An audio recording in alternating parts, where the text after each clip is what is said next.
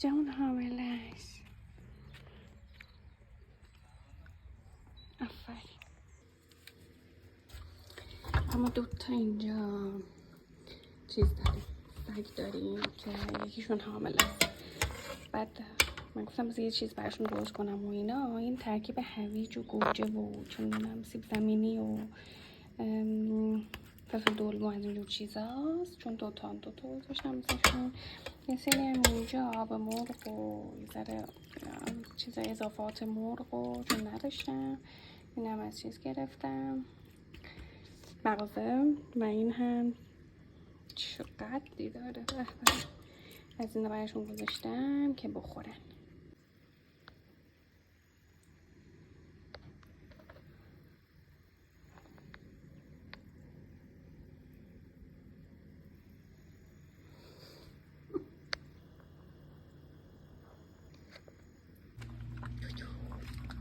این حامله است.